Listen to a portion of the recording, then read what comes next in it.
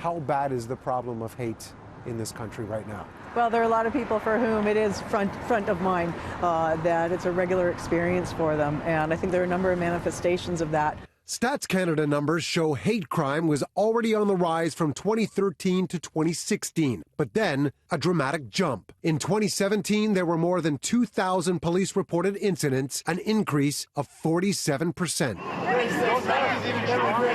Racism, anti-Muslim acts. It's a place where people go to find solace. Clashes with the LGBTQ community. None of us should be saying you can't use the bathroom because of who you are.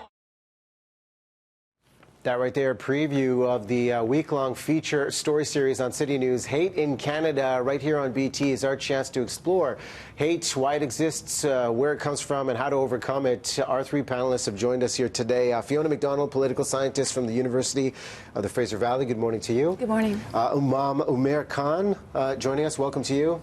Thank you for having me. And Ninu Kang, Director of Communications and Development at Mosaic, one of the largest settlement organizations in Canada.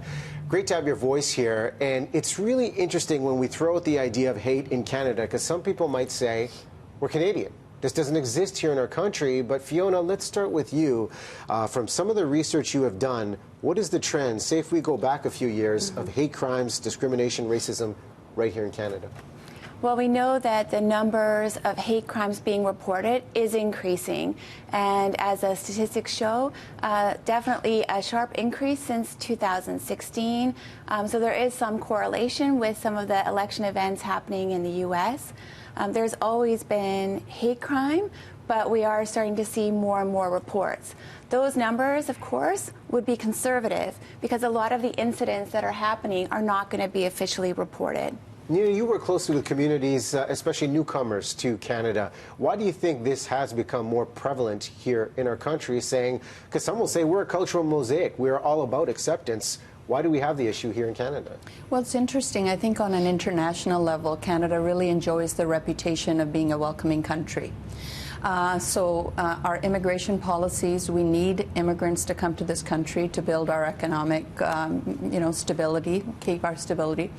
However, there's a false narrative that when newcomers come here, they take our jobs. There's a false narrative that when newcomers come here, they're just burden on the country and then they're on social assistance and all of that. In fact, it's the opposite. When newcomers come here, they work 1, 2, 3 jobs. They want to become part of the Canadian mosaic. So I think that these false narratives that are out there perpetuate what people perceive Canada to be. So when they see faces that don't look white, because many people believe Canada is a country of the white man, our Indigenous narratives are invisible. First Nations, first people of this land narratives are invisible. And so I think those individuals who have those tendencies to hate or behave in such way feel threatened. And I think there's a feeling that our country is being taken over. And I think those are some of the nuances that perpetuate this type of anger, hate towards newcomers or people who don't look like them, people who don't look white. And so that's, I think, one thing that's really adding to this behavior. You know, as you describe that and you say people feeling threatened, that's what stands out because of simply a lack of understanding. And Umair, for you, you served as an imam around the world. Here in Canada, how has the understanding changed by Canadians? Do you personally, does the community, the Muslim community, still experience a great deal of discrimination, especially here on the West Coast? You know, I have to admit, our motto is love for all, hatred for none. And realizing the changes in the world and, extremist violence, we've had many campaigns in the past to open up our doors as part of the Ahmadiyya Muslim community's campaign to educate people. And we've gotten a huge response.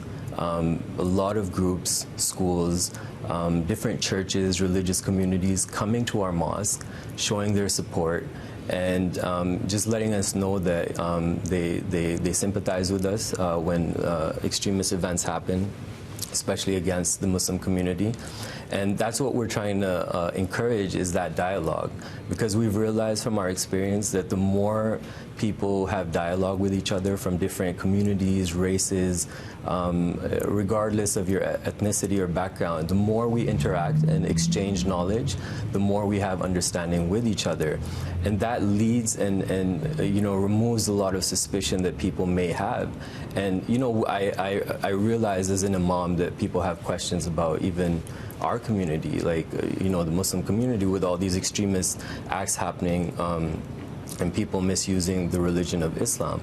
So we're trying our best as part of our community to open up our doors. For example, one suspicion that sometimes people may have is that are these Muslim people integrated properly into Canadian society? And in response to that, like, we've been doing Canada Day celebrations for the past many years, according to a teaching of Prophet Muhammad that loyalty to your country is part of faith. So there's no, I could be Canadian but also a very devout Muslim. And we're highlighting that with events such as in South Surrey, we have a public barbecue for all Canadian brothers and sisters from 11 o'clock in the morning to 4 p.m. And that's our way of, celebrating the diversity and freedom that this nation has given to us and other communities. Well, as you describe that, it sounds progressive of what is happening within certain communities. I mean, the LGBTQ community, has their set of challenges that we'll get into this week on City News. Anti-Semitism is something that, hasn't gone away. The idea of what's happening in Quebec, I think, is really interesting. You have a provincial government banning the display of religious symbols by civil servants. When you make a decision like that, and as you describe the openness specifically with the Muslim community, what does that do to the narrative? And I'll throw this to you, Fiona, as we look at the rise of hate crimes. What does that do to the narrative, and how does that work for or against us in understanding and inclusion? Well, I think the decision by the Quebec government is a bad one.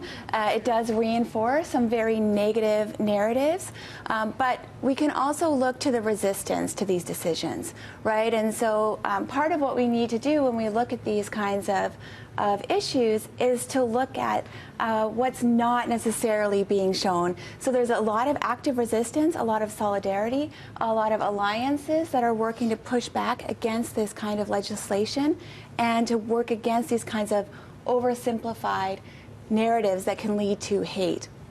So the more we can emphasize the kinds of resistance, the complexity, the alliances that are out there, the better off we are.